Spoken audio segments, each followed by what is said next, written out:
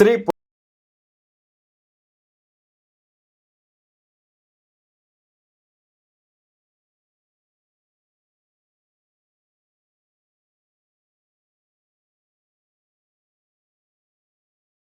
నా పేరు బాలచంద్ర, నేను food processing DRP Nellore. Main ఇవాళ కార్యక్రమానికి వచ్చిన మెయిన్ ఉద్దేశం ఏంటంటే ఫుడ్ ప్రాసెసింగ్ సంబంధించి మీరు ఏమేమి యూనిట్స్ పెట్టుకోవచ్చు దానికి అవగాహన కల్పించడానికి మెయిన్ ఇవాళ ఈ కార్యక్రమం జరిగిందనమాట.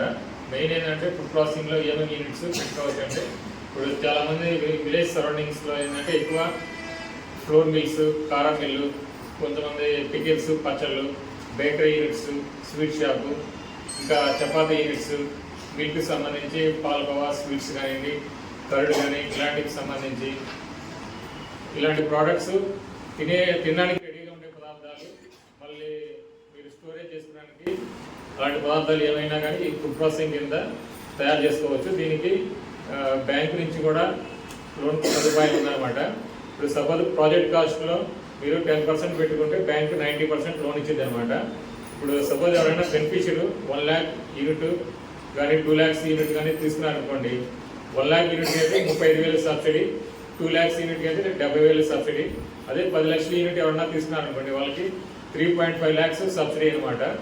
అట్లాగా మీ సరౌండింగ్లో రైతులకు సంబంధించిన ప్రాసెసింగ్ యూనిట్స్ కానివ్వండి, ఫుడ్కి సంబంధించిన ప్రాసెసింగ్ యూనిట్స్ ఎవరైనా పెట్టుకోవచ్చు. దానికి అప్లికేషన్, ప్రాసెసింగ్ ఫీజు అంతా ఫ్రీనే అనమాట. ఇలాంటి యూనిట్స్ ఏమైనా పెట్టుకోవాలనుకుంటే డిస్ట్రిక్ట్ ఆఫీసర్ని కాంటాక్ట్ అవ్వండి. ఏజ్ లిమిట్స్ ఉన్నాయి సార్? ఏజ్ లిమిట్స్ వచ్చేసి 18 years నుంచి 60 years వరకు. దీనికి బేసిక్ డాక్యుమెంట్స్ ఏమేమి కావాలంటే ఆధార్ కార్డు, పాన్ కార్డు, వాళ్ళ బ్యాంక్ పాస్బుక్, ఆ మిషనరీకి సంబంధించి కొటేషన్ బుక్, ఇవి సరిపోతాయి అంతే. క్వాలిఫికేషన్ ఏం లేదు. ఇంతకుముందులా మనకి క్వాలిఫికేషన్ ఉంది, minimum 10th class pass. Qualification అవసరం లేదు, ట్రైనింగ్ కూడా అవసరం లేదు. మామూలుగా అతనికి ఆ తయారు చేసే పదార్థాల మీద అవగాహన ఉండాలన్నమాట. బేసిక్ వాళ్ళు ఏం పదార్థాలు తయారు చేస్తున్నారు, అది ఎట్లాగా స్టోరేజ్ చేసుకోవాలి, ఎట్లా అమ్ముకోవాలి, ఆ బేసిక్ ఐడియాస్ ఉంటే ఎవరైనా ఈ యూనిట్ స్టార్ట్ చేసుకోవచ్చు. ఇప్పుడు ఇళ్లలో దోసపిండి, ఇడ్లీ పిండి వాళ్ళ ఇళ్లలో రెడీగా ఇప్పుడు చాలా మంది ఇడ్లీ పిండి, దోసపిండి, రెడీమేడ్ చపాతీలు, ఇంకా పాల పదార్థాలు అంటే ప్యూర్గా నెయ్యి కానివ్వండి, ఒరిజినల్గా కారపొడి, పసుపు పొడి, స్వీట్స్, ఇంకా చెక్క కానుక నూనె, కోల్డ్ ప్రెస్ ఆయిల్ యూనిట్స్, ఇలాంటివి ఏమైనా మీరు యూనిట్స్ పెట్టుకోవచ్చు అనమాట.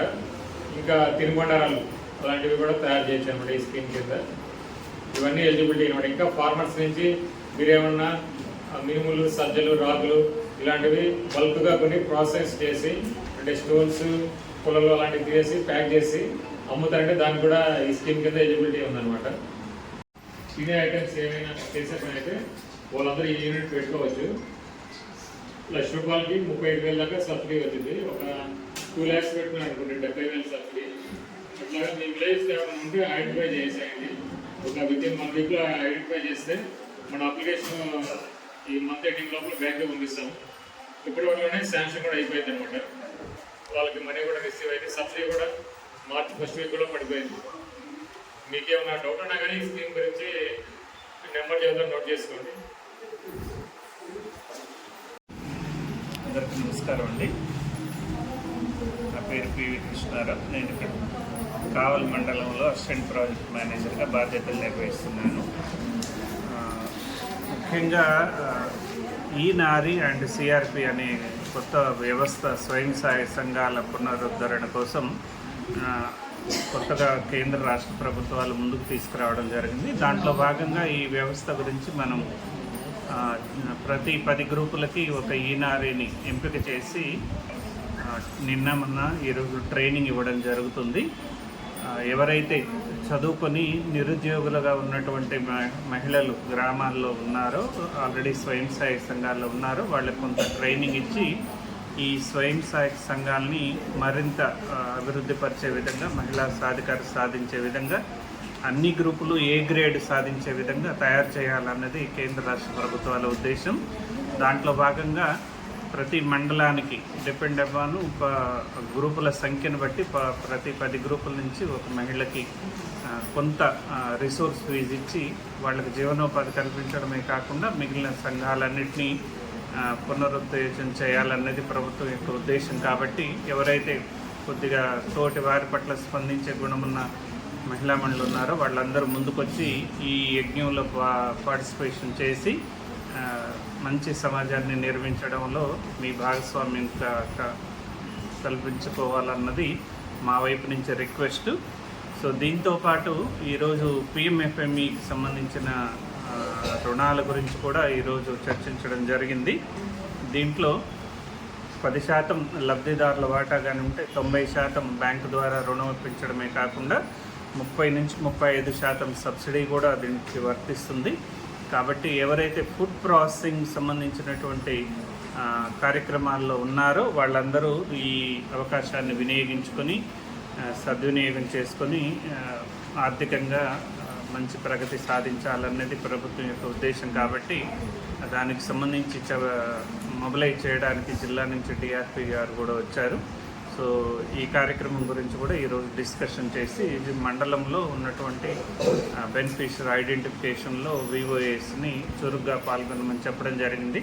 ఇప్పటికే జిల్లాలో అత్యధికంగా అంటే 5 యూనిట్లు మనం ఆల్రెడీ గ్రౌండింగ్ కూడా కావలి మండలం ద్వారా చేయించడం జరిగింది. మరి ఇన్ని యూనిట్లను గ్రౌండింగ్ చేసి కావలి మండలానికి మంచి పేరు తీసుకురావాలన్నది అందరినీ రిక్వెస్ట్ చేయడం జరుగుతుంది. లోన్ ఎంత వరకు ఇస్తుంది సార్ అమౌంట్? డిపెండ్ అపాన్ అది వాళ్ళు కొనుగోలు చేసినటువంటి మెటీరియల్ని బట్టి అది 1,00,000 నుంచి 10 లక్షల దాకా కూడా వర్తిస్తుంది. బట్ యూనిట్ కొనుగోలు యంత్ర పరికరాల కొనుగోలును బట్టి ఆధారపడి ఉంటుంది. ఏ వ్యాపారాలకి లోన్ ప్రొవైడ్ చేస్తారు? ఫుడ్కు సంబంధించిన ప్రతి వ్యాపారం అంటే ఫుడ్ అంటే జస్ట్ లైక్ ఎగ్జాంపుల్కు కారం పొడులు తయారు చేయడం, పచ్చళ్ళు, రొట్టెలు, బేకరీ, పాల పదార్థాలు, ఉద్యాన పంటల ఉత్పత్తులకు సంబంధించి ఓవరాల్గా ఫుడ్కు సంబంధించి ప్రాసెస్ ఏదైనా కూడా వర్తిస్తుంది. మినిమం ఎంత నుంచి ఎంతవరకు లోన్ ఇస్తుంది? 10,000 నుంచి మొదలుకొని 10 లక్షల దాకా కూడా చేసుకోవచ్చు. 1 lakh minimum. Thank you sir.